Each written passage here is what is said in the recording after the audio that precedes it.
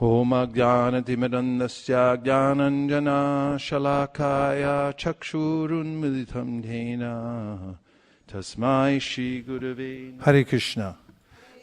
Welcome to ISKCON of Silicon Valley. I'm happy to be back here. It's my home, and everybody needs a home. We're all searching for home. So the scarcity in the material world is a constant feeling that people have. In fact, in the study of economics, the science begins with announcing that the scarce resources of the world, the very foundation of the science of economics is how to deal with the scarcity of resources and the law of supply and demand. Srila Bhaktisiddhanta Saraswati Thakur said that actually the only scarcity in this world is the scarcity of Krishna consciousness. And if we look carefully through the Bhagavad-gita, we find that the primary cause for happiness is for knowing where to place one's attention and where to keep one's mind, how to fix one's mind on the object that will actually satisfy us. There are ways in which I'm looking everywhere to try to find something satisfactory for my mind.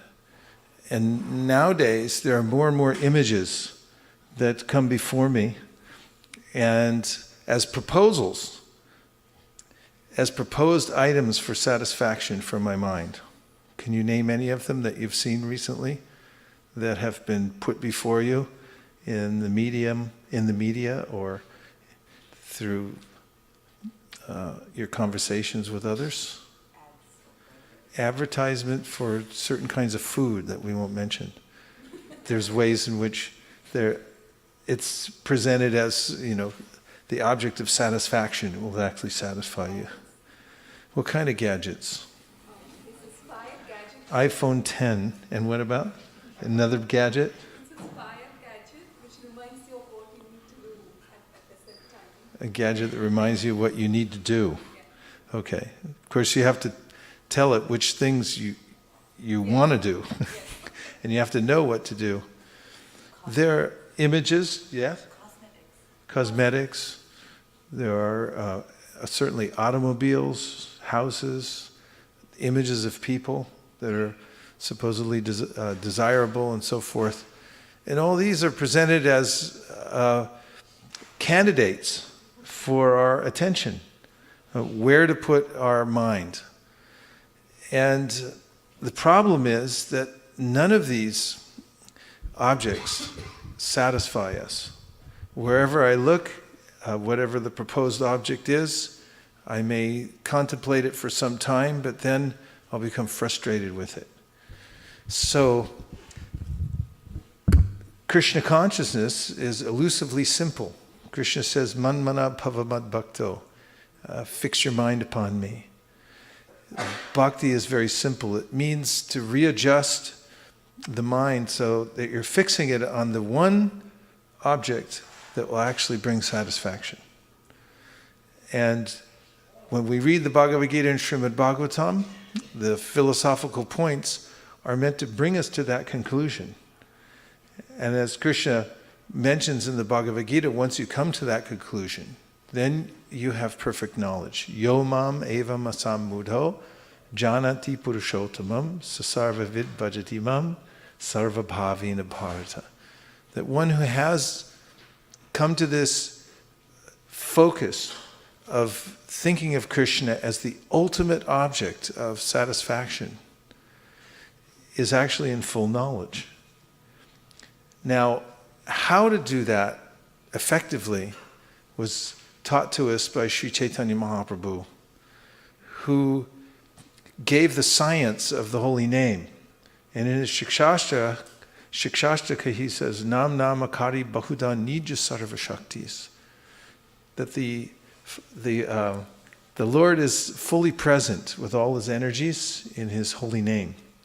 All his energies means his form, his lila, his qualities, is all present there. So as a practical matter, one can repeat the names of the Supreme Personality of Godhead and fix one's mind on hearing the sound. And as Prabhupada points out in his talks, seeing is overrated. Hearing is more important. And if you listen carefully to the vibration of the Hare Krishna Maha Mantra, you'll notice that it satisfies our sense for focusing the mind on something, on an object. And we'll naturally feel that we're getting what we want, what we need. That means satisfaction. Bhakti parishanubhava viraktir anyata traisha trika eka kala. The Srimad Bhagavatam says, just as a hungry person eats food and gets nourishment, satisfaction, and eradication of hunger, so in a similar way, when you meditate on Krishna, when you surrender to Krishna, you give your attention there, then you'll also naturally feel a sense of home. What is that home feeling? That is that we are looking for the object of our affection. We want to place our attention somewhere that will be satisfactory, and that's the experience of bhakti. It's a natural feeling that we're all looking for an object of satisfaction, but we're not finding it. But when one puts one's attention towards Krishna, towards his instructions, towards service towards Krishna, towards meditating on him, towards chanting Hare Krishna, with a philosophical understanding that he's personally present in his name, then one feels bhakti, natural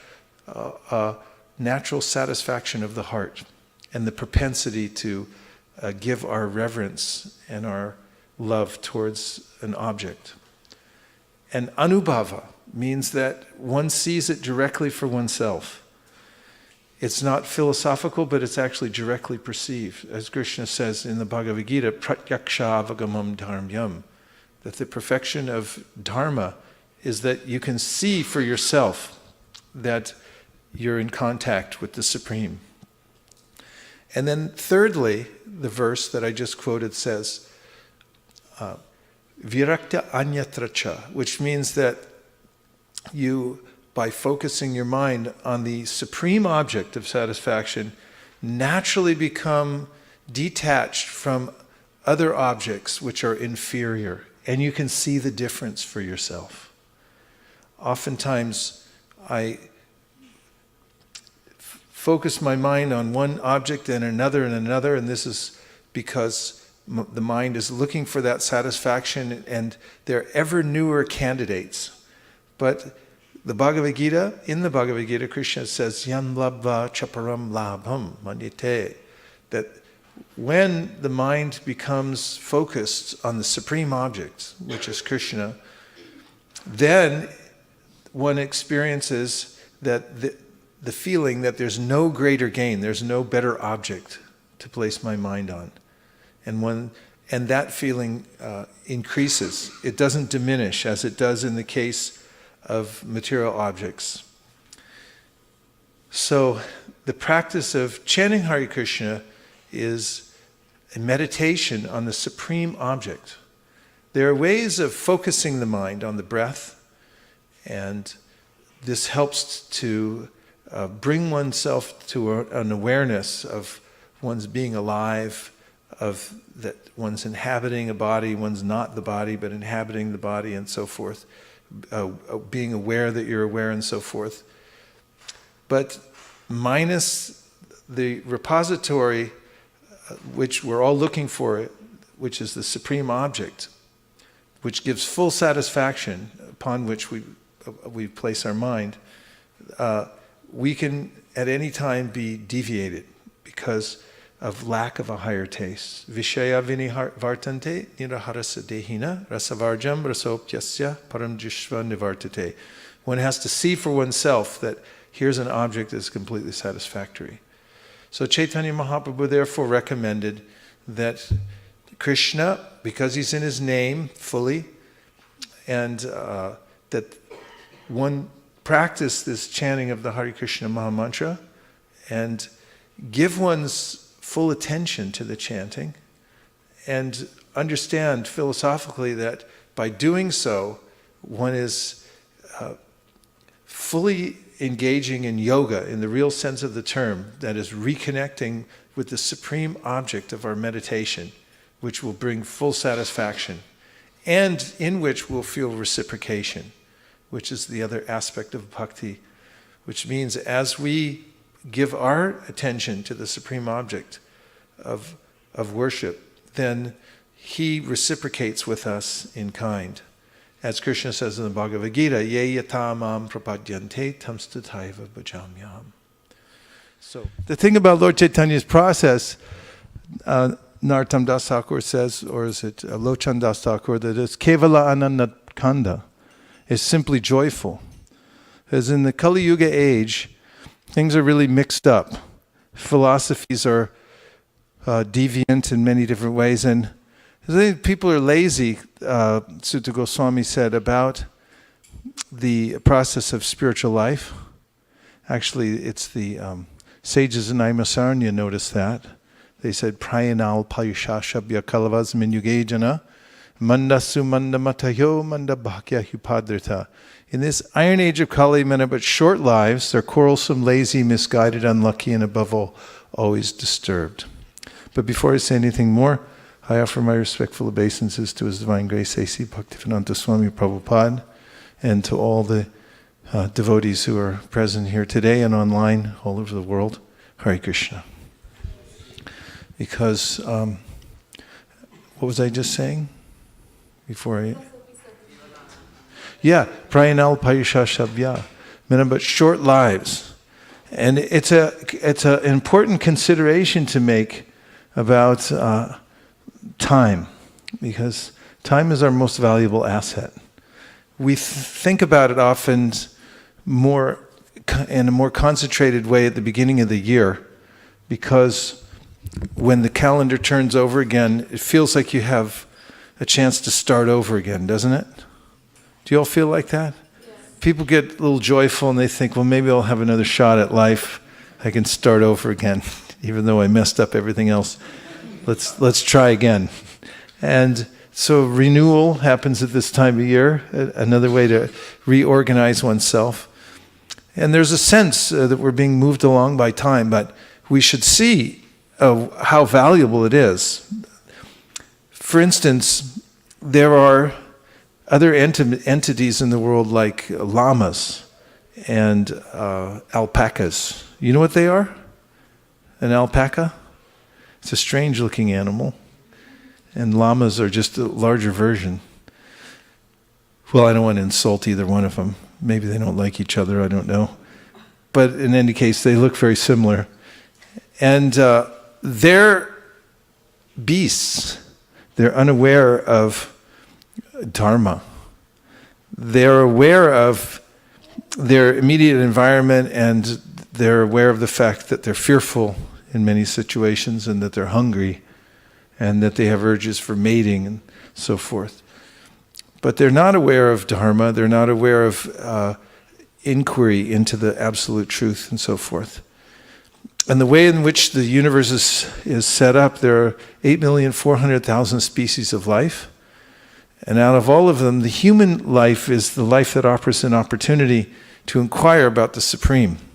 There's a special urge that the human has or can arise within the human, and that is to inquire about what is the purpose of life. How can I become free from suffering? What is the ultimate purpose of life? Now, if you consider the fact that the soul doesn't have a choice when it gets put into other forms of life, and that it has to wait to transmigrate till it comes to a human form of life to ask these questions, which are problem-solving questions. It's the way in which one can actually solve all the problems that one has by interacting with the material world. And that's been going on since the time immemorial. If you take birth as a llama, you have to wait.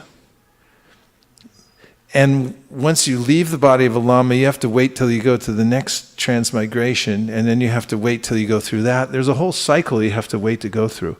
The first time I saw some of the pictures that Prabhupada had put forth when I started reading the Hare Krishna information, and I saw the pictures of all the different species of life and then the human emerging, I was shocked by what I had been through, and felt suddenly fortunate to be in a position where I had the opportunity to inquire. And if you take a moment to think about the various species of life and the way in which, even in the form of demigods have to wait until their particular term of existence is over. It's especially, according to the Srimad Bhagavatam, beneficial to be in the human form of life.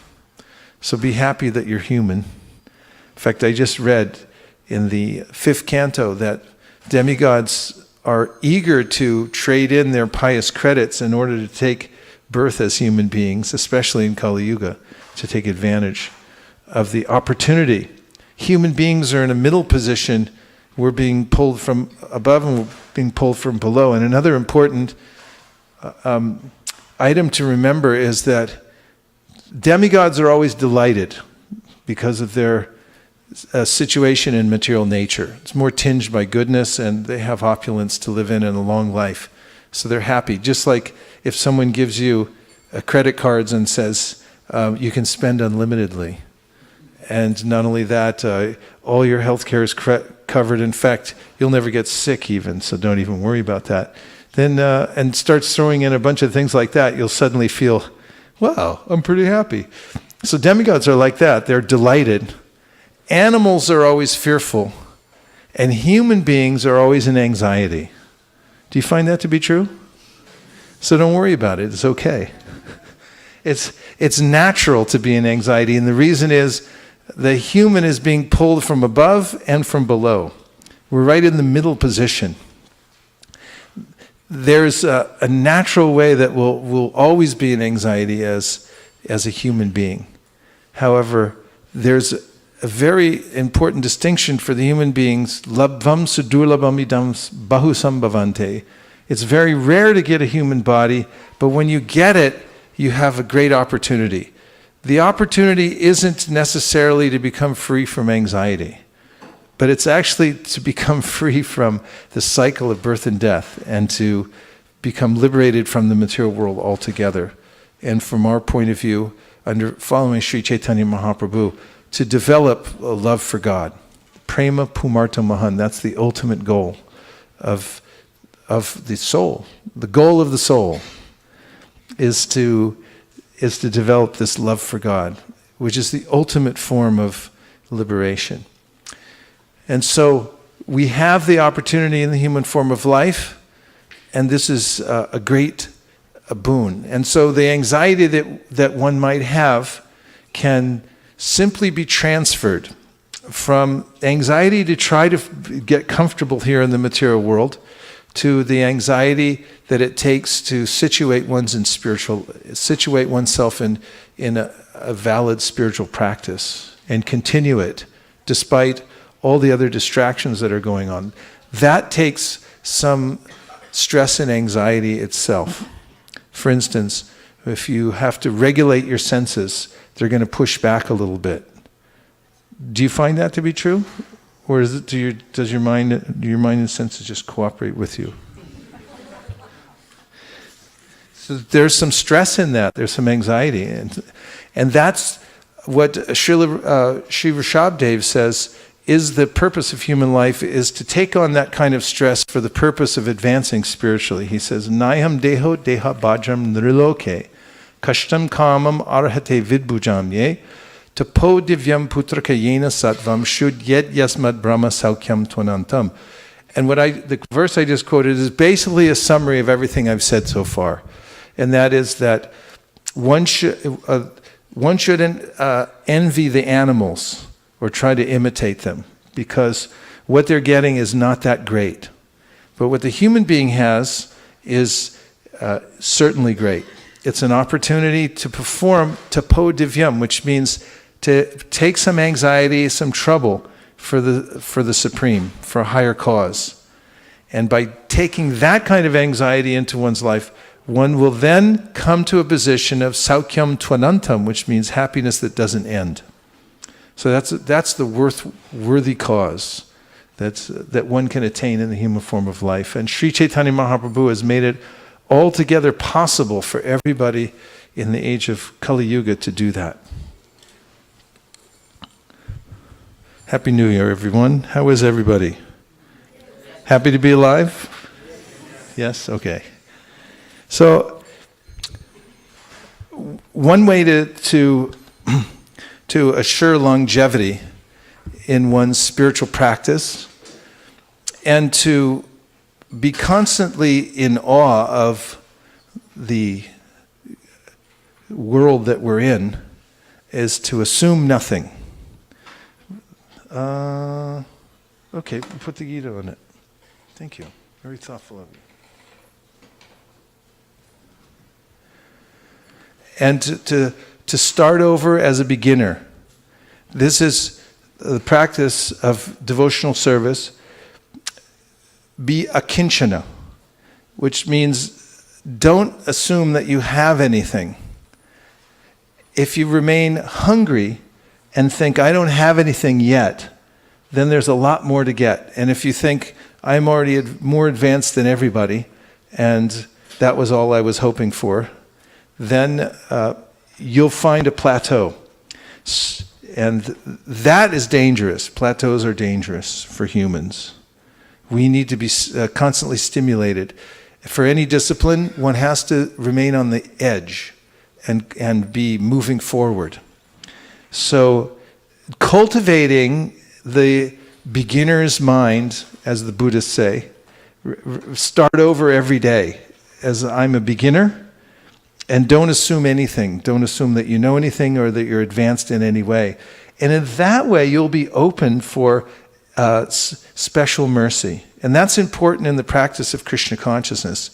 I bring this up because, as I said, the New Year is a time of renewal. That, when Prabhupada someone wished Prabhupada a Happy New Year, Prabhupada said, every day is a Happy New Year for us.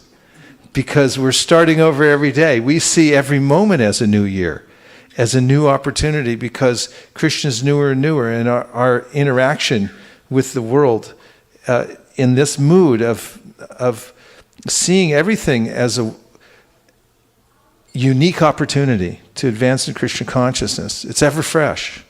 So the experience that one tries to get on the calendar year of saying, Happy New Year, I'm starting over, we can do that all the time at every second by taking this mood, akinchana. Which mood?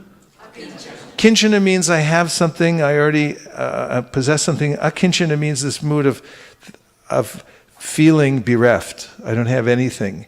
And it's actually a state of satisfaction to feel like that, because then one opens oneself to all the grace that comes pouring in. For instance, if you chant japa with a feeling of intense need, that I need Krishna's mercy, I'm helpless, and you chant like that, then you'll see that Krishna's present there before you in his name, and he's filling you up. So that's important to have on a regular basis. Therefore, Chaitanya Mahaprabhu said, cultivate above all else, trinadapi sunichena.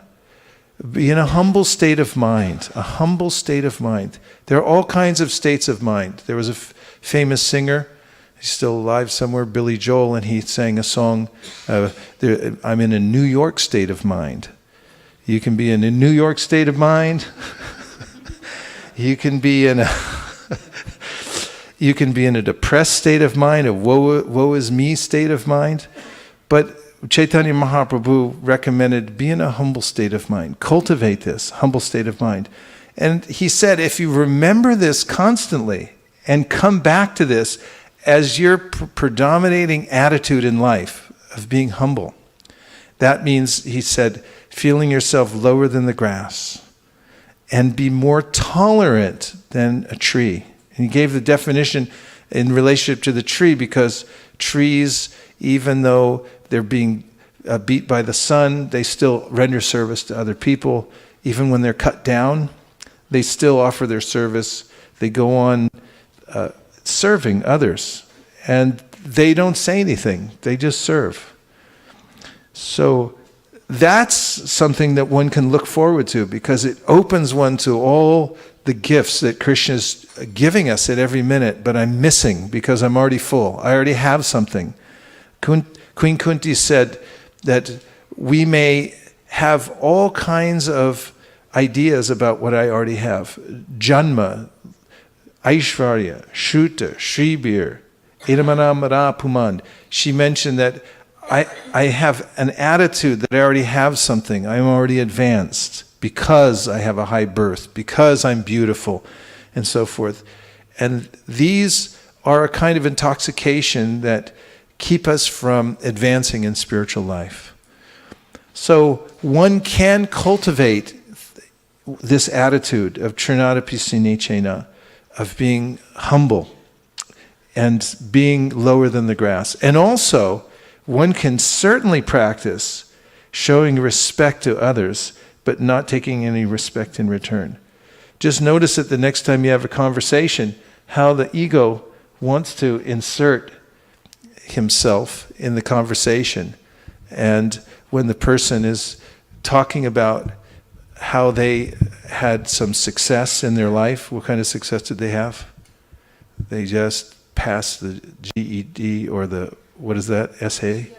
GREs with a really high score, and then you're waiting till they stop talking so you can tell them you know somebody else who did much better than they did, or that you did better. Whatever it is, there's always a way to present oneself as a superior, and one might do it even unknowingly. But Chaitanya Mahaprabhu said, be aware of this and practice this wherever you go, showing respect to others and not expecting any respect for oneself. Because as one does that, one may see that actually I'm getting my real nourishment from Krishna's attention.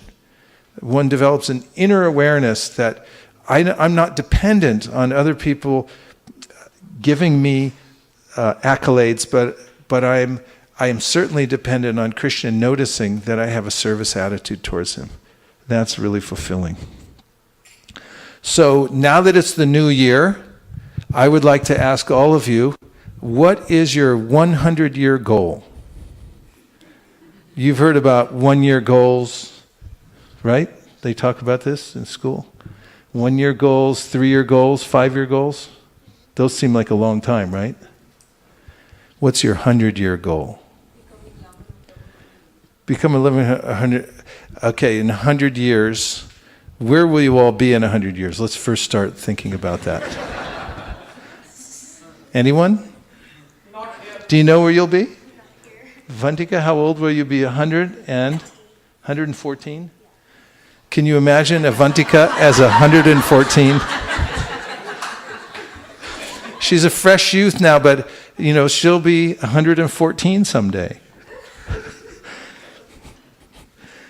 And some of us will be 161. Time goes on, it's inexorable. It's carrying us in a certain direction. And oftentimes, I think of goals in terms of what's going to happen in a year, 3 years, 5 years, but how about 100 years? Why not plan for that? The fact is that one can plan for that because the soul is imperishable, it doesn't die. So you might as well think past the finish line of this lifetime or of the very short amounts of time that one normally creates goals in this lifetime. Think about a 100-year goal. I want you to think about it as homework. Just meditate. Where am I going to be in 100 years? It changes the perspective a little bit, thinking about that. Don't you think? Yes.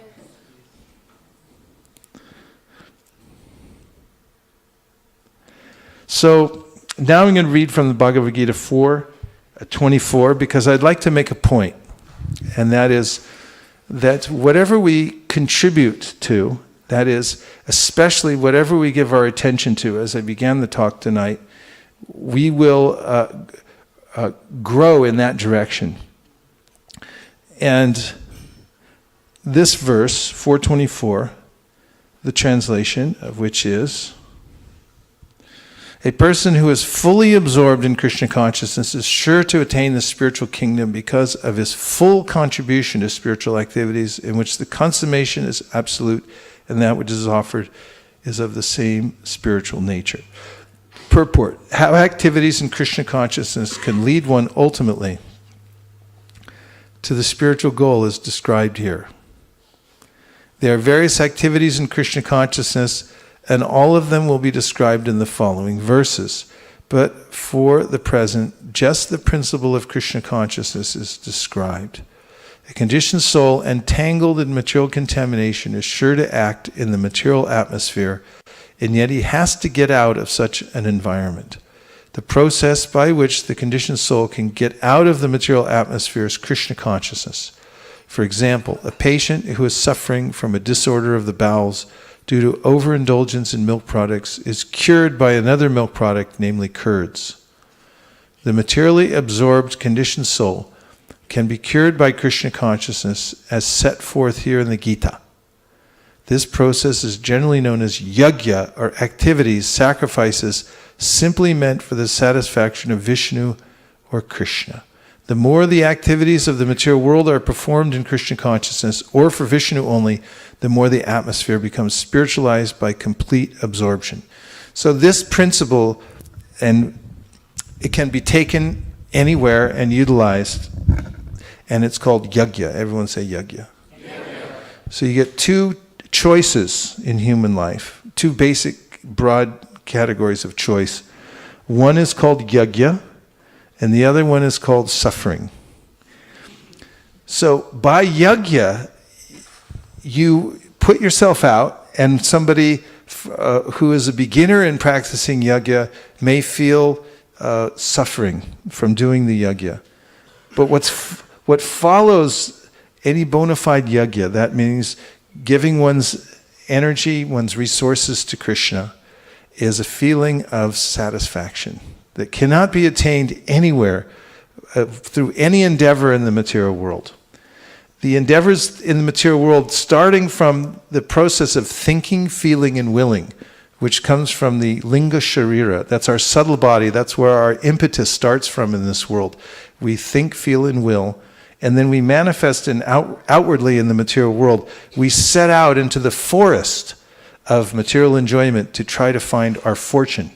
But the Bhagavatam tells us that we only become more and more lost and bewildered and affronted by the sufferings of the material world when we do that. However, we can turn our attention toward yajna, which means making a sacrifice for the Supreme. And it's a very precise method. It means to understand, first of all, who the Supreme is and the methodology for giving to the Supreme.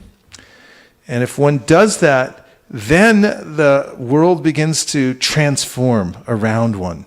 And all the items that were oppressing us before in our lives become the cause of our liberation. Everything transforms from material to spiritual as we engage it in the service of the Supreme. So, Srila Prabhupada continues. He says, the word Brahman means spiritual. Do we have an extra microphone over here?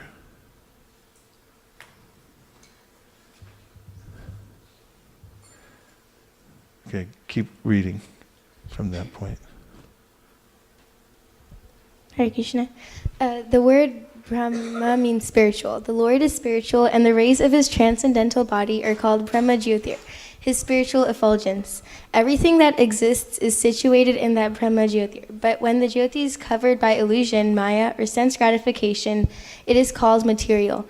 This material veil can be removed at once by Krishna consciousness. Thus the offering for the sake of Krishna consciousness, the consuming agent of such an offering or contribution, the process of consumption, the contributor, and the result are all combined together Brahman, or the absolute truth. The absolute truth covered by Maya is called matter. Matter, dovetailed for the cause of the absolute truth, regains its spiritual quality. Krishna consciousness is the process of converting the illusory consciousness into Brahman, or the Supreme. When the mind is fully absorbed in Krishna consciousness, it is said to be in samadhi or trance. Anything done in such transcendental consciousness is called yajna, or sacrifice for the absolute. In that condition of spiritual consciousness, the contribution, the consumption, the performer or leader of the performance, and the result or ultimate gain, everything becomes one in the absolute, the Supreme Brahman. That is the method of Krishna consciousness. When you read that, what imagery came into your mind? It talked a lot about like the contributor, so I was thinking. So what scene were you seeing? Any of you? Like what it's describing is the way in which, go ahead, Sukeshwari.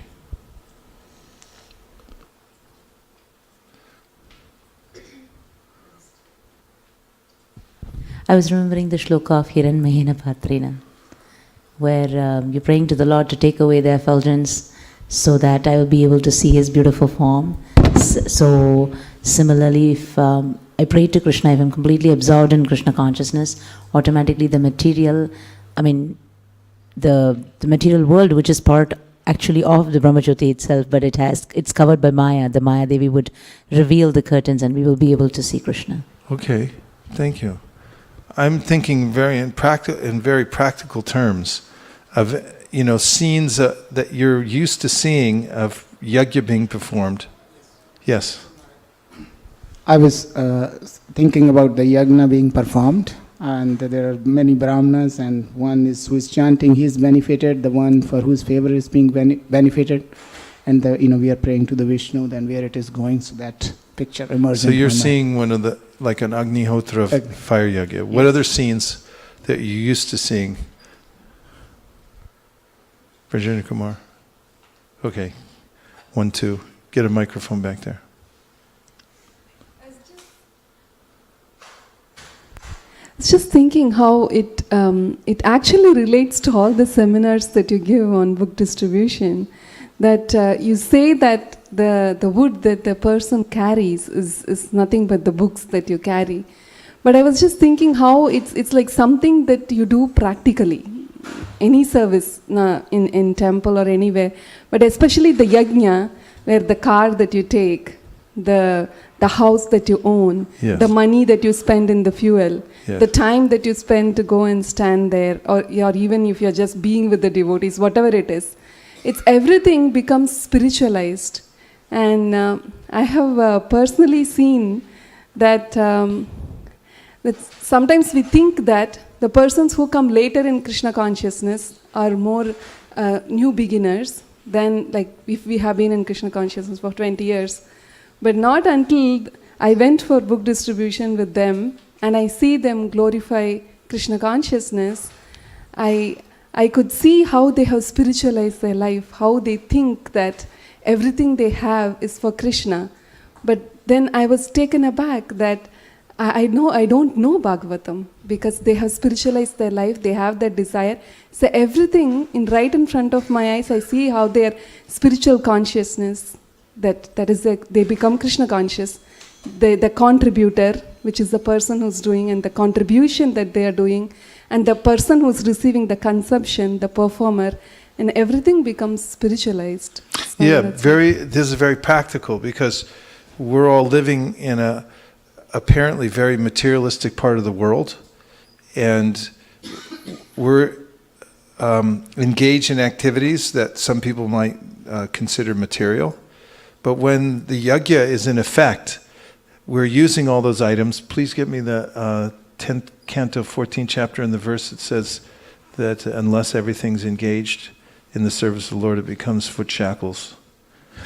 And so it's a very practical point that Krishna is making here, because one might think I have to retire to the forest in order to be spiritual, or I have to be in the middle of the fire yajna, actually ladling the ghee. But the way that yajna is conceived of here is that everything in the material world is actually spiritual, but when it's reconnected with its ultimate purpose, which is to serve Krishna, then it takes back its original spiritual quality. And this is very important because we can't just break away from the everyday situation that we're in. However, it can be transformed. And if we have a bigger idea about the purpose of our life, then we'll grow into that. You will become as small as your controlling desire or as great as your dominant aspiration. Shukadeva Goswami mentions this principle about how those engaged in household life become liberated or bound according to the way in which they're using everything. There's an interesting kind of a conch shell noise that's going on. And it's a new thing here. A new sound effect. This is from Bhagavatam 10:14-36. Tavat ragadayastenas tavat karagraham graham tavan mohongri nigado yavat Krishna natejanaha. My dear Lord Krishna, until people become your devotees, their material attachments and desires remain thieves, their homes remain prisons, and their affectionate feelings for their family members remain foot shackles. Would you like to hear it again? 10:14-36.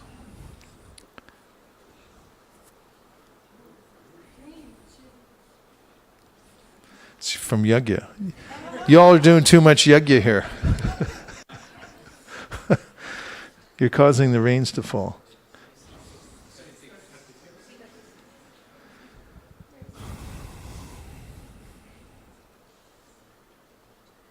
There it is. Have a look. Exhibit A. This is Pramanam. This is from Srimad Bhagavatam, the highest authority.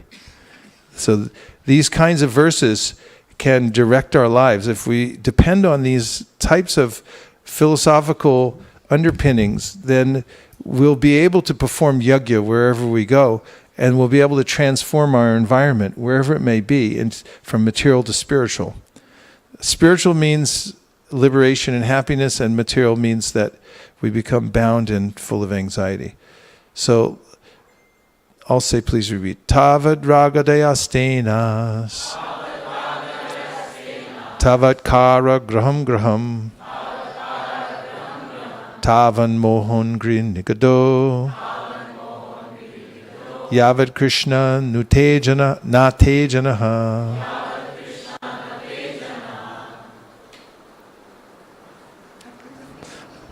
The more yajna we do, the more it rains. Tavat, for that long. Raga adaya, material attachment and so on. Stina, thieves. Tavat, for that long. Kara graham, a prison. Graham, one's home. It's Kurukshetra, they're getting ready with the conch shells. Tavat, for that long. Moha, the bewilderment of family affection. Angri, upon their feet. Nigada, shackles. Yavat, as long as. Krishna, O Lord Krishna. Na, do not become. Te, your devotees. Janaha, any persons. I'll say, my dear Lord Krishna, until people become your devotees, their material attachments and desires remain thieves, their homes remain prisons, and their affectionate feelings for their family members remain foot shackles. So this verse shows how the interchangeability of the world around us.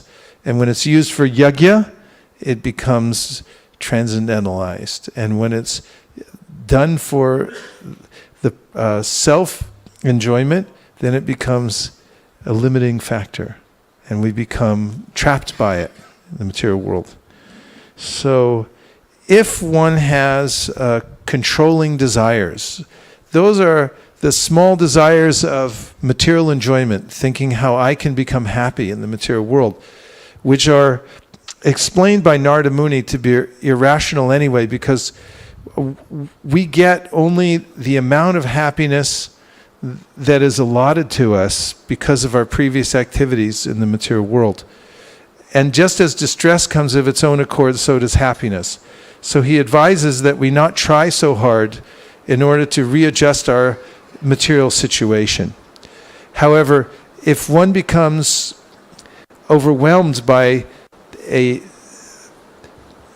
desire to arrange one's life in such a way as to try to enjoy the material world, this is a limiting factor for the soul. It limits us, and it limits our ability to enjoy, paradoxically. However, if we develop a dominant aspiration for spiritual advancement, then we'll grow in that direction rather than shrink by having small material desires.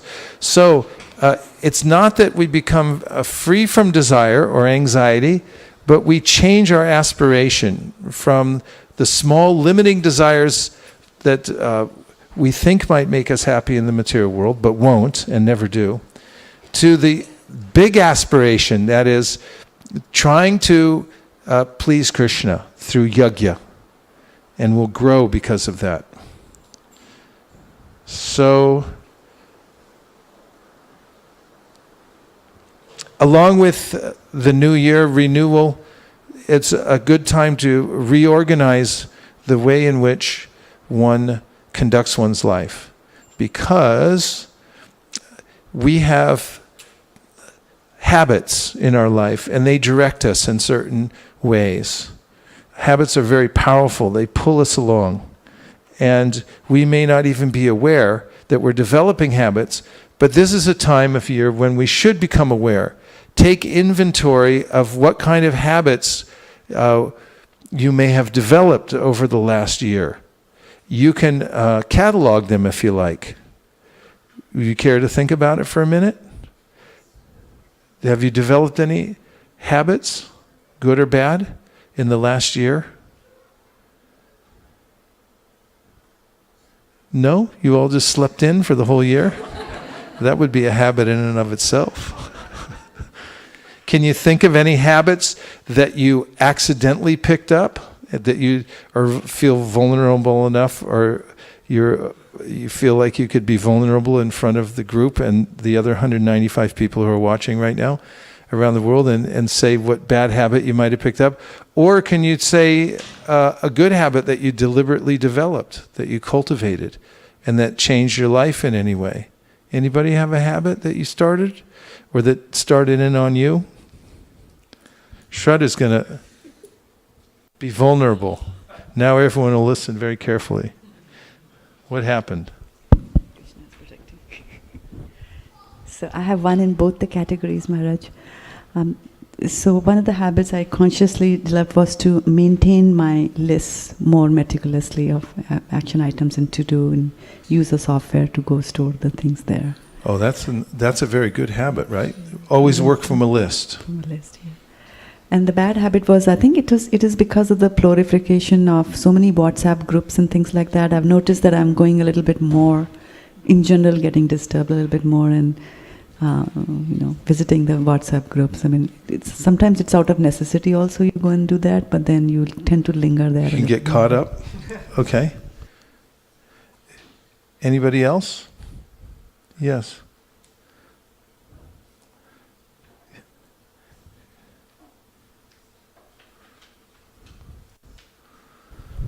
I'm amazed. I have the same. I've started doing the to-do list every single day. So, I plan my to-do before day, which I never did before. And I think I am pretty well addicted to WhatsApp. And I have to get rid of... I know it's very important. We have all those important things that we do with Sunday school or Weekend Warriors or things like that. But I think it is, my mind, especially when I'm chanting also, I say, it could be an important message. So I try to turn off the messages so I don't get to Just see WhatsApp, it. But that's all? I mean, WhatsApp is kind of like a flow of nectar to me. Whenever I look at WhatsApp, it's all pictures of Sankirtan and stuff. I'm thinking, like, that's pretty benign. You're lucky if that's all you've got going on. Yes, Aprame? So basically, like, kids couldn't be left out of the picture either, so they started using Hangouts. So, yeah, it kind of gets annoying too. And it's on the computer, which is even more annoying. So you're saying it's a habit you could develop, you get distracted. Yeah, I get distracted. Okay. Yes, Kameshwari.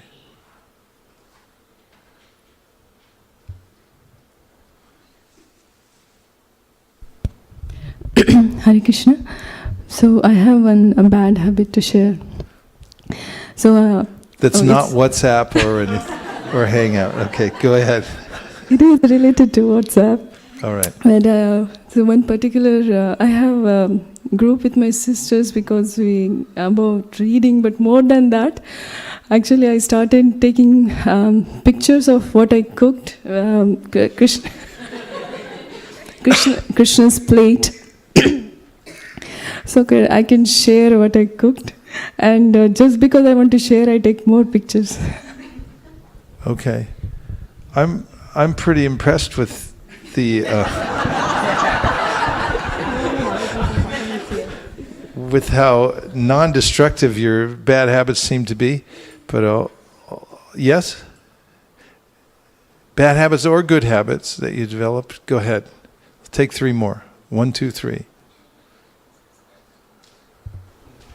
Like, I had a bad habit of reading newspaper multiple times a day. Okay. Then I did a news fast for a couple of months. I was so happy that I gave up that habit, and suddenly it slipped in, and I found that I'm again addicted to it. So it's this is very interesting, and we were reading recently in one of Prabhupada's purports about how devotees don't engage in the news. He said because what's going to happen is going to happen, and you really don't have any control over it. So he said the devotee need not divert his mind into that politics and the news and things like that.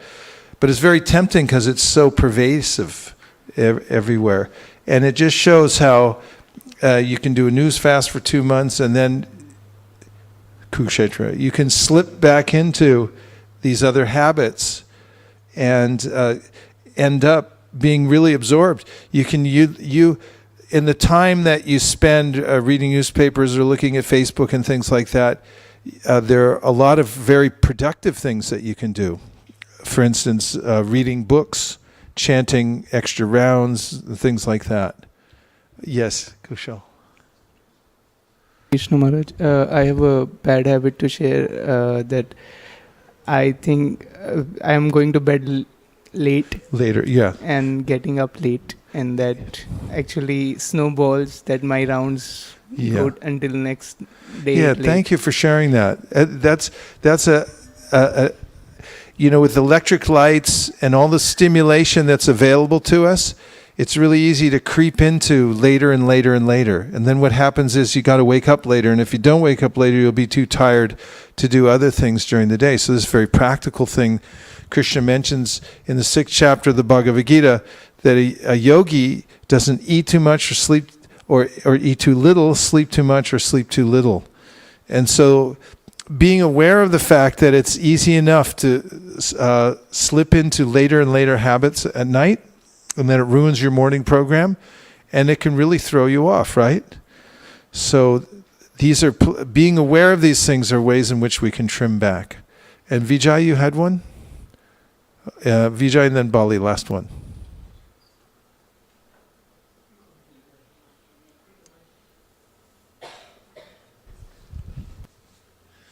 Krishna Maharaj. So I realized that my mind's wandering all over, and the good habit that I developed is started catching the mind after reading the verse that the yogi brings his mind back. So I'm able to catch my mind within seconds of it wandering over that this person is doing something wrong, or I'm watching something good, etc.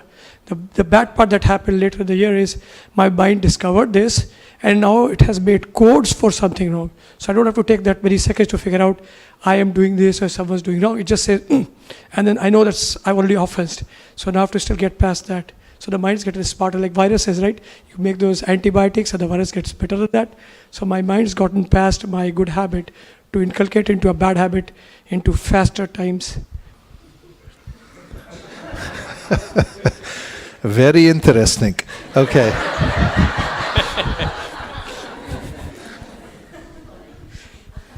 So I have also good and bad. So the good habit is I find while coming back from San Francisco, I go to work and back. So I developed a reflection on how to attach some good prayers. For example, today I read about Hansaguhya prayers. I am finding out 25 prayers from Bhagavatam which I recite because such a beautiful scenery, I feel like get something. So Hansaguhya prayers prayed by Daksha in Bhagavatam Canto 6. Such an amazing thing. I said, wow. Even though Lord himself came, and so that's what I think I'm developing, that somehow I pray like Kunti prayers or something which is repeatedly I can continue. That's my... I'm hoping that's your good habit. Yeah, that's a good habit. Okay. All right. Of course. Yeah, okay. And the bad habit is definitely, as everyone said, the WhatsApp. I joined like 6 months ago, pretty much active in many groups, and it caused some distraction over here and there. Okay. And because I saw one good example from Ramayana, which is Sita is telling to Lord Ram that why are you carrying, you are in the wan, you are in the forest, you are a Banvasi, why are you still carrying the sword and, the arrow and the bow, why are you still carrying? And he gave an example that a king, when he was going, and he left his sword in front of his sadhu's home, and he said that, okay, I'll be back in an hour. The sadhu said, okay, let me keep it. So then he didn't come. So after 1 month, the sadhu said, the sword is there, let me try to do something. Okay, cut the, trees, woods, because that will be helpful. So he tried to cut the woods for 2 months. Then 3rd month, that is not enough. Let me try to kill this small insect or something. So he tried to kill. Then he killed the deer. Then he became a hunter. So the sadhu. So WhatsApp is like that. It's dropping the so we should be careful. Okay. Thank you. Yeah, so becoming aware of what our habits are, it can be a very important exercise. In fact, one of the ways in which one can continue progress in any project is to list the obstacles in that project. Is Ramananda here?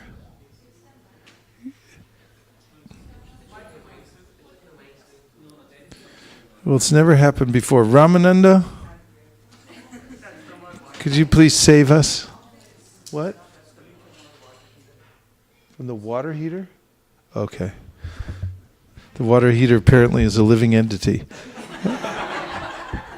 Okay, so one of the ways in which one can maintain progress in any project or discipline is to list the obstacles that one's confronting. And if you take time at the beginning of this year to list the various obstacles to any of the projects you're working on, not the least of which is your sadhana. What are the obstacles that you're facing? When you become very specifically aware of what they are, and then you can think about ways in which to overcome the obstacles. Don't be numb and simply accept the fact that bad habits are coming into one's life.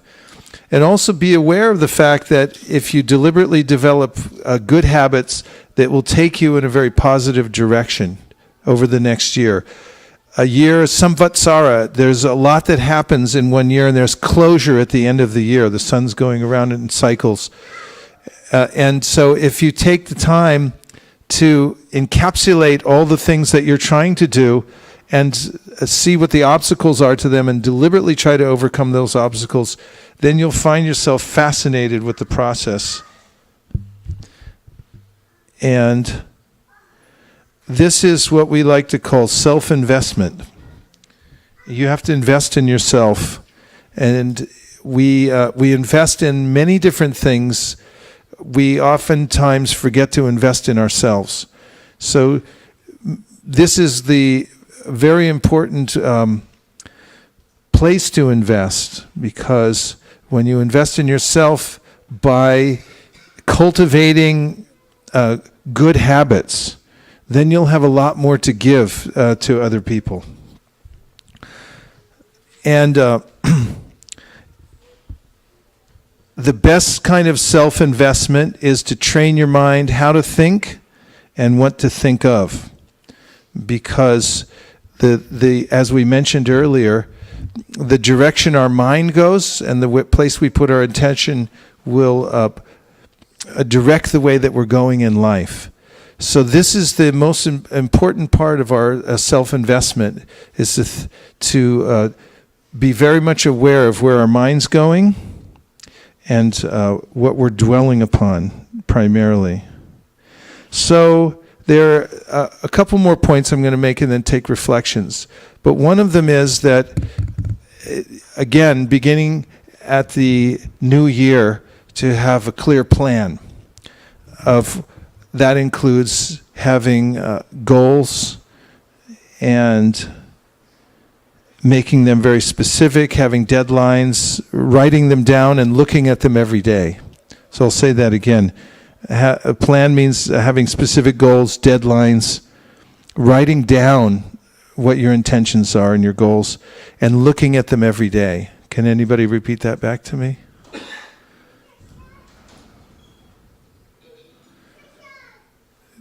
Repeat back one of the elements. Okay, so we got that part. You have a clear goal, specific goals, right? And write it down and have a deadline. And what's the fourth one? Yeah, this is vitally important, because I may write it down, have specific goals, and then not be aware of it. But if I look at it every day, it refocuses the mind. So this is a plan. So if you have a good plan, then you'll feel stimulated and enlivened because you know which way you're going. Along with your plan, you have to have a good philosophy. A plan will get you started and moving in the right way, but you're going to meet obstacles as you move forward with your plan. So along with the plan, you also have to have a philosophy in order to sustain yourself and sustain your plan. So the primary, there are various aspects of this, of philosophy, that Krishna gives throughout the Bhagavad-gita. And one of the ones that he emphasizes again and again is to be tolerant. This is actually a philosophy in life, is tolerance. That, for instance, if you're traveling on a train and you end up in a station that is particularly odoriferous, that means it stinks, and there's a lot of clamor there, and it's uncomfortable. You may feel very disturbed. But if you can reconsider that it's just a station, it's not your destination, you're just moving on from there, then you'll be a lot more tolerant. So in a similar way, if you analyze that you have a 100-year goal, and this particular stopover that you're in right now, you happen to be in the Silicon Valley area, you may be oppressed with various bills and responsibilities and situations, but if you think that this is my final destination, you might be disturbed by that. But if you consider that this is not my ultimate destination, it's just a station, a stopover on my way to my destination, then you can develop tolerance. This is philosophy, being able to rise above the various obstacles through the Bhagavad-gita, through taking Krishna's advice, to be tolerant, to not overreact when, for instance, We may encounter in our lives the people who present themselves as enemies. Is that possible? Anybody that, well, let's just take it down a notch. Anybody that annoys you particularly? No? You have a good life, eh? There are all kinds of annoyances that may come, and especially in the form of people, other living entities. And Krishna gives a philosophical advice. He says that don't become your enemy's enemy. And don't be dependent on the ordinary course of activities, he says. So these two things together, have your plan, have your goals, and sustain them by having the proper philosophy in life. And that comes from the Bhagavad-gita. You have to study Gita and find out what the basic principles that sustain you are. One of them I mentioned earlier is cultivating humility and also tolerance. We've talked about that a couple of times. And not becoming your enemy's enemy, holding grudges and so forth. And learning to see that this isn't our final destination. This is a station we're just passing through.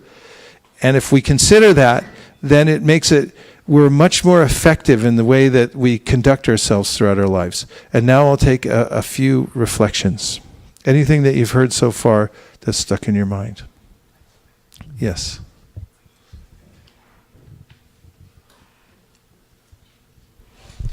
Hare Krishna Prabhu, thanks for the nice class.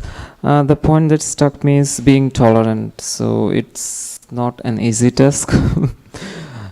So while being tolerant, you need to have other qualities also which will help you to be tolerant in difficult situations, or easy to react, but it takes a lot of patience and to not react, as you mentioned.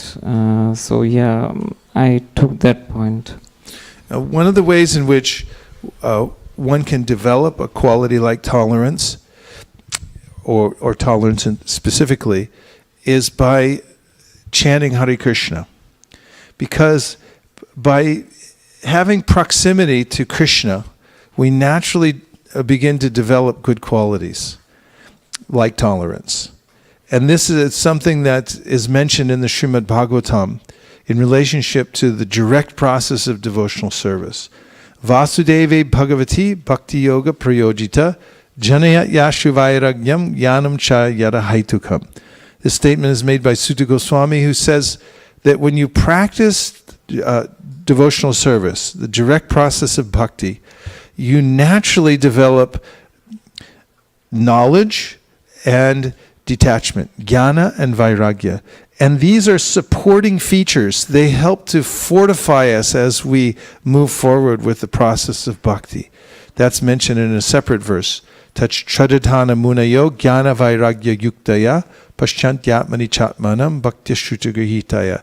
Fortified by knowledge and detachment, we're able to be steady on the path of devotional service.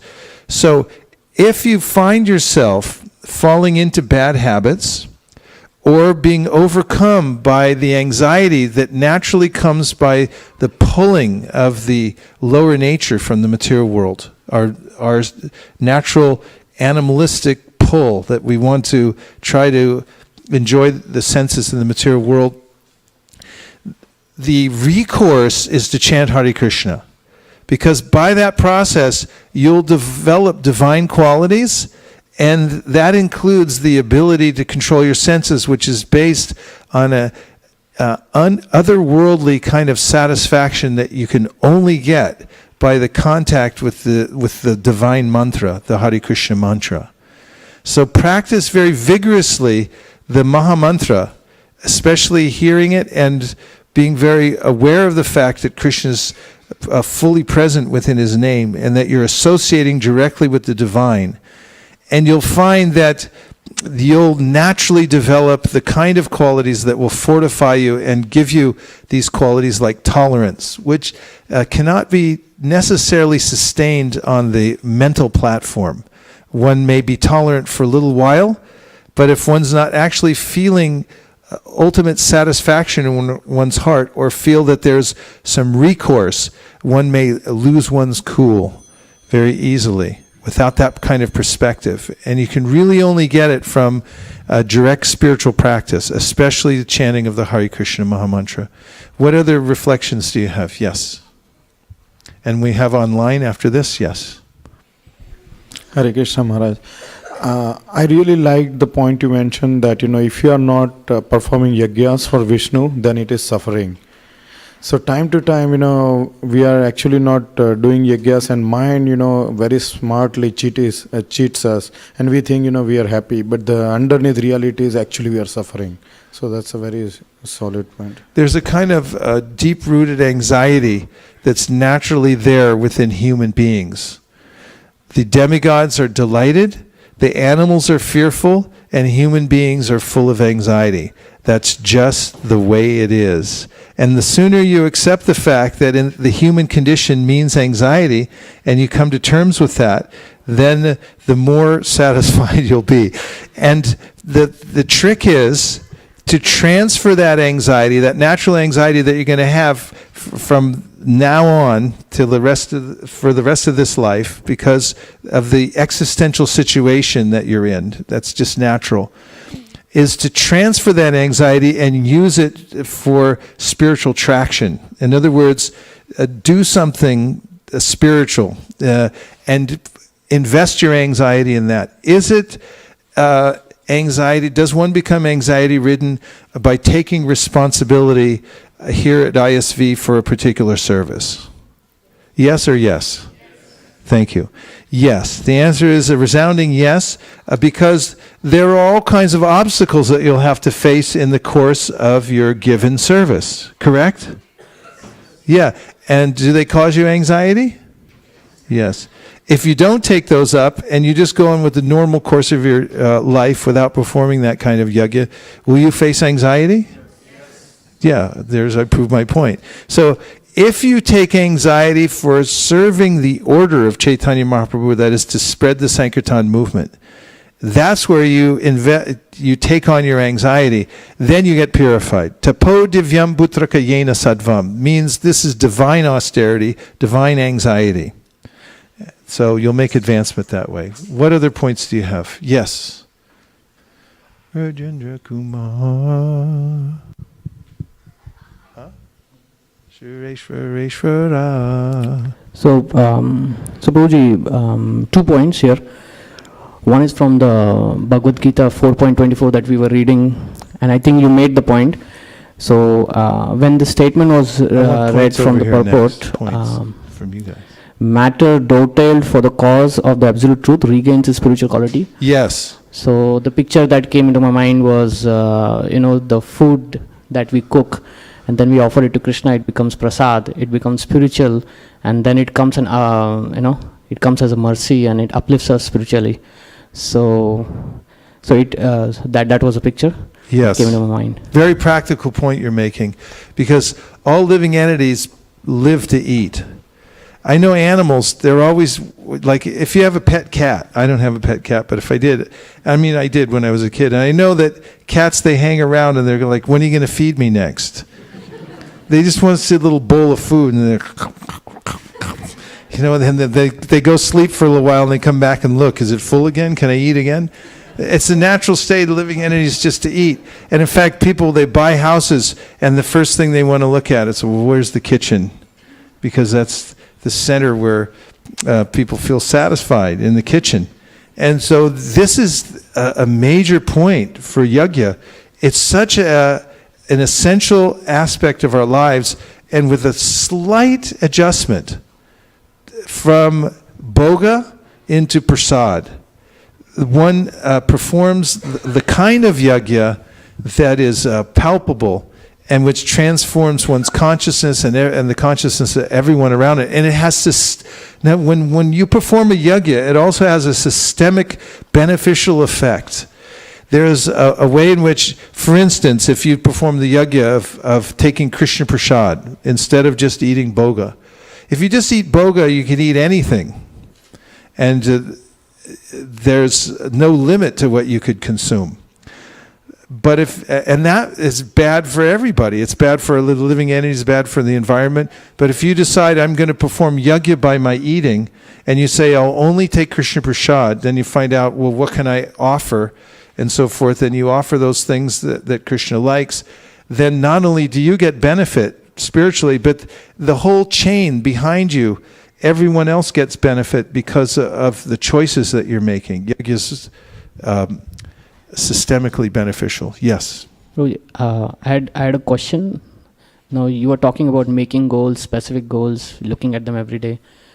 So this question definitely comes up by others also, that if we fail to get that goal, or if we fail even to try for that goal, how to go about with the whole situation where we are just failing, and then it may get to, like, one may feel depressed. So how to face that situation and then still you get a big jar of gulab jamans and go sit in the corner and just eat them all. Then look out the window. It's a dynamic process. You have to adjust things. If at first you don't succeed, try again. And if it doesn't work the way you did it, then readjust it. But it's important and helpful to have a clear idea of what you're going for. It's stimulating, but you can always adjust it. If it doesn't work out for you, then pick something else. There's a little booklet about this size that you'll see in the Prabhupada Museum in Vrindavan. And it's like a little book about like this big and a little pencil next to it. And you can see the list Prabhupada had made on one side. He used to keep little goals. One of them was something about meeting the Queen of England, preaching to her, something like that. But you can see through the glass, he has a whole list of things that he has there. And he was very specific about the kind of goals that he had for spreading the Krishna consciousness movement. He spent a lot of time before he came to the West conceptualizing the ways in which he would organize the society and train people to become more Brahminical, and the ways that he would spread Krishna consciousness through the distribution of literature and chanting and things like that. And those were guiding principles throughout. And of course he adjusted some of them at certain times. When he got into different parts of the world, sometimes he made adjustments to those particular goals. So it's a dynamic process. Yes. Oh yes, internet first.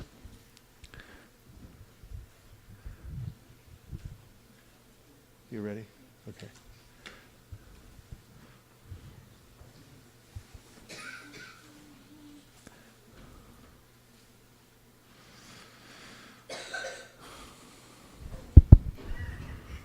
So this is from Vaikunt Nayak Prabhu. Vaikunt Nayaka, wow. Dandavats Maharaj, all glories to Srila Prabhupada. One takeaway for me is the point you mentioned about not assuming anything. If I remain hungry, then there is a lot more to get. If I think I'm more advanced than others, then I reach a plateau. Plateaus are dangerous. Number 2, the 100-year goal you mentioned many times, that the only thing one has to do is inherit his father's property, is to stay alive. So my goal is to stay alive in Krishna consciousness. Your servant Vaikunt Nayak Dasa. I like that as a good reminder. Stay alive in Krishna consciousness, because it's actually kind of a rare thing. You see people getting knocked off all the time, and it's because it's easy to take it for granted and say, "Oh yeah, I'm already Krishna conscious, whatever," and then lose it. It was such a great opportunity. So starting with the basics and remembering how fortunate one is to have the opportunity to advance in Krishna consciousness, and somehow or other not losing that opportunity throughout one's lifetime. You don't have to be a big shot. You don't have to, build some huge project somewhere to be recognized. All you really have to do is stay alive in Krishna consciousness from pillar to post. If you just do that, you'll go down in history as one of the famous devotees. You'll have such a legacy. And we've seen already devotees who are very simple, but just stuck to the basic process of Krishna consciousness and then left their body, became glorified by all the devotees, and will be eternally glorified by all the devotees. Simple thing, bhakti. But if you apply it strictly, apply the strict thing, the simple thing very strictly, then it becomes great. Anything else from the internet? Okay. Who else? Yes, Kameshwari.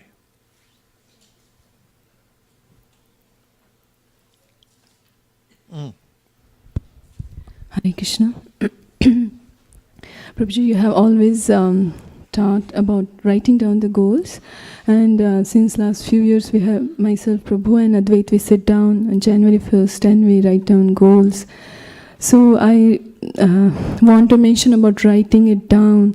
Just because we wrote down, we were able to go over what we did in the last few years and what actually didn't work, which we didn't able to accomplish, and then go over it, why we were not able to do it, and reconsider it.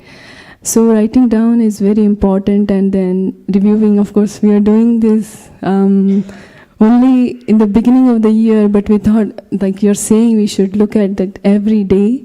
And yesterday, when we were, not yesterday, on January 1st, when we were writing, we were thinking that we had to revisit it to remind us that actually, these are the goals we actually wrote down. And so that really stuck to me, that goals, write down and then look at it every day. That's what I really liked. You could put it on your refrigerator. You could put it on your mirror. You could put it on the dashboard of your car. Keep your primary goals in front of you. It'll help to direct your mind in a positive way. Yes. Oh, over here. Manisha, you ready?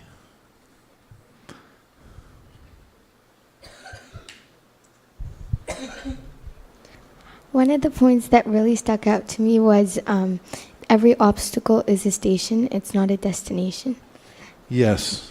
That really helps to be able to tolerate that this isn't my ultimate destination. If you stop at a train station and you think, if you thought I have to live here the rest of my life, then it would be very difficult to tolerate. But if you think I'm just passing through, it's not my ultimate destination, then it's much easier to tolerate, right? Also, yes. I also like the point how our state of mind should be like asking Krishna for mercy because we're helpless. So that's another one. Yes. Be a kinchana. I don't have anything. Krishna, please help me. Please save me. Yes. Very powerful. I like the point that listing obstacles helps us overcome them, and that every day is a new year and a chance to write down goals and make deadlines. Nice. Yeah, really good points. Thank you. One more from the internet.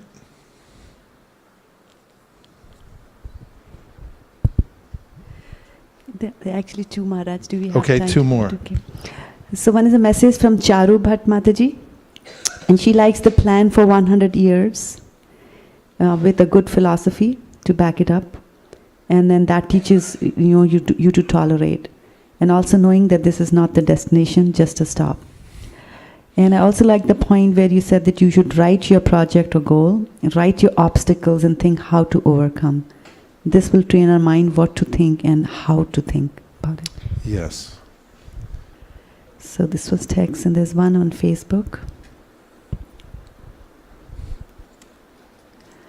So Sophia Alexandra, she says that she just remembered, and this is regarding anxiety that you mentioned. So she just remembered this part from Our Family Business, your book, about anxiety.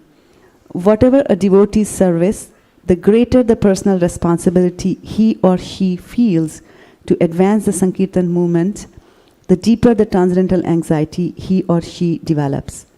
Devotees who know this secret voluntarily tie themselves to Mahaprabhu's lotus feet with the ropes of transcendental anxiety. Chapter 12, page 253. Oh yeah, thanks for reminding us of that. Thank you. And one point, Maharaj, I noted was that in the beginning you had mentioned that time is our most valuable asset.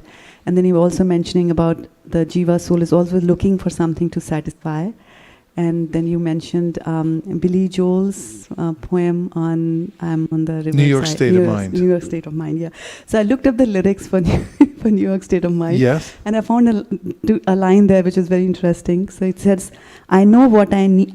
I know what I'm needing, and I don't want to waste more time. I'm in the New York State of Mind. Yeah, everyone has that urgent state and looking for a home. He's from New York, and he identifies with that place as his refuge. It's a natural urge of every living entity to seek that home station. I mean, even on the computer, we have a home button where we go back. Let's home. And this is the tendency I notice around the holidays when I spend a lot of time in the airports distributing books over the years, maybe 3 decades. And always during the holidays, there are ways in which we see thousands, tens of thousands, hundreds of thousands, millions of people coming home. And that's something people look forward to practically all year, coming back to that home station, the place where they feel satisfied and where they know this is my refuge. And this is the ultimate goal of Krishna consciousness. We say back home, back to Godhead. The kinds of refuges, the kind of refuge we find anywhere in the material world won't last. Ultimately, we get moved along in unceremonious ways. But as we invest our attention and our intelligence, our mind, and our heart in Krishna, then we begin to feel home actually within our own heart, within our own mind, within our own intelligence, by giving it to Krishna.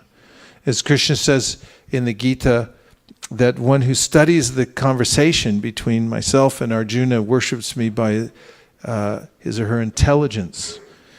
And one becomes oriented towards the real home, the real refuge. And this is the ultimate satisfaction, is being able to find that real home situation, which is taking shelter of Krishna with one's intelligence, one's mind, and one's heart. In fact, over many lifetimes, there's a way that I am going through various lifetimes, and in each of them, I find in the material world a temporary situation that I'm ultimately moved along from. And sometimes people ask, what is the purpose of this kind of suffering that we have here in the material world? Primarily because of being displaced constantly from the situations that we try to put ourselves into, then we get moved along, and then the idea of karma coming to us because of our previous activities. And how is it that if we don't remember specifically what we did in our last lives and what's happened to us, how that's actually beneficial to us? Isn't it just kind of a cruel hoax in which we're being tortured here in the material world? But actually, we only keep in our minds, in our very conscious minds, a very limited amount of imagery and remembrances of previous activities. But in our subconscious mind, there's a vast number of storage. Even we know psychological studies, there's a way in which in the dreaming state, many different kinds of experiences come up that we're not aware of in our waking state. So there's a huge, unlimited pool pool of experience that we have from being in the material world that gets absorbed in our subconscious.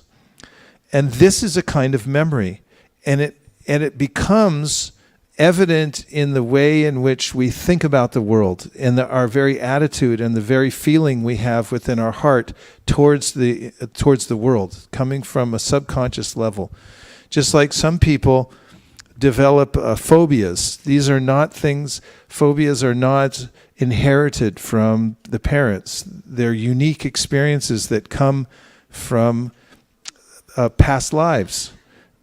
And they are sometimes exhibited in this world as irrational kinds of fear that people have. Some people have a fear of heights, some people have a fear of water, and so forth. But that is a kind of memory that we have in our subconsciousness.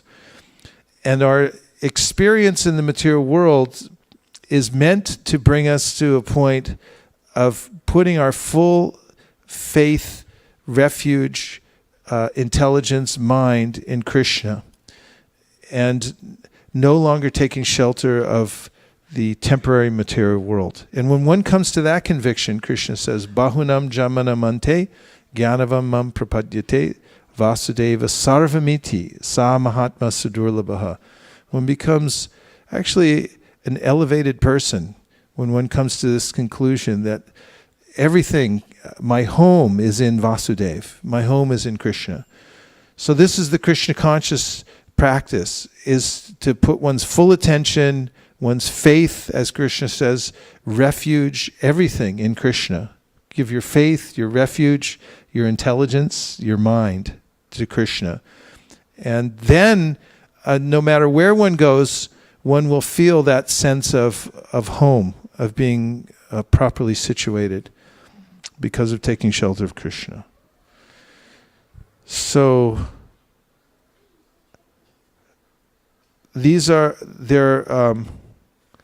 window of opportunity now at the beginning of the year to re-examine what we've done in the last year and to make strong intentions for what we'd like to do in this year. And here at ISV, we've, over many, many years now, I mean, it's remarkable how we are marking time now, isn't it? Because it seemed like for so long we just considered ourselves a fledgling organization. We started with such humble beginnings in a little house, and we just had a very small group of devotees coming together. We moved from the house into a little storefront. We got kicked out of there after a few years.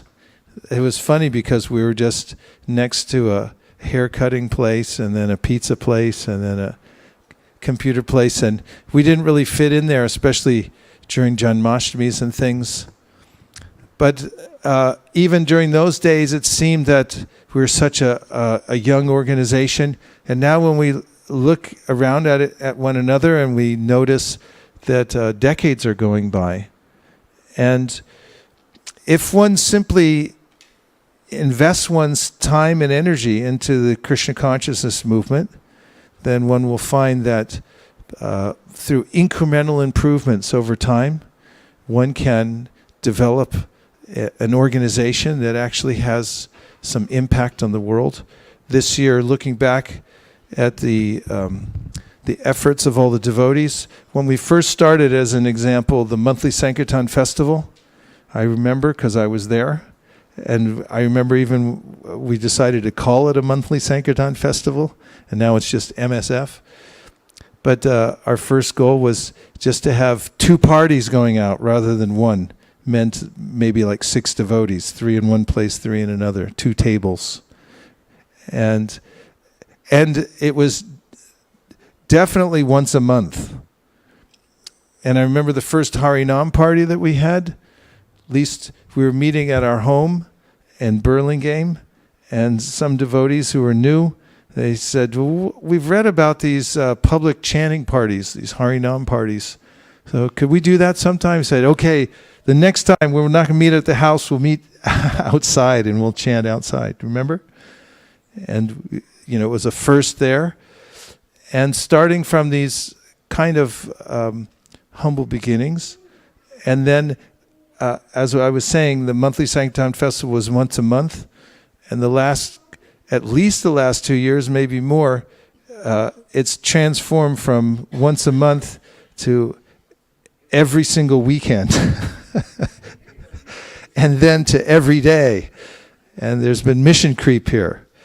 And so many new children have come, some people from all over, and the capacity has increased. So this is there was the intention of Srila Prabhupada to give us a venue in which we could invest our time, energy, our talents, whatever, in this yajna. What other kind of yajna would absorb all of us in such a universal way other than serving the order of Sri Chaitanya Mahaprabhu? So 2017 was a remarkable year here, and we're going to very soon read the results, not tonight, of course, but they're not all in yet, from the Sankirtan for the full year, a ceremony that we do regularly here, which is an indicator of the way in which we're coming together for yajna. It's one of the programs that we have at ISV, but it's very representative of the way in which we're able to organize ourselves and cooperate in order to incrementally increase the Sankirtan over time. And that has a systemic effect on the whole community and organization. Yes.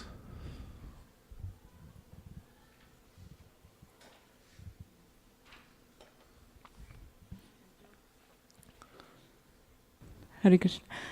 In terms of the next generation, we have crossed 100 children. 100 children? 94, just now? 94 in Sunday school alone. What do you mean by that? How we've crossed 100 children? You mean 100 children have been born in in the last, I think, since 2002, 15 years.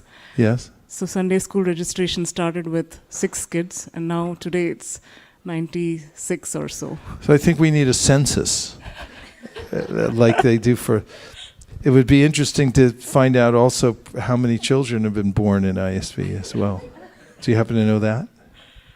I would say we have, from 0 to 16 in Sunday school, so it accommodates all the newcomers. But I'm saying how many have been born here since the very beginning? Born into ISV? Into ISV? Yeah. I would say at least 50. 50? Okay, that's a lot.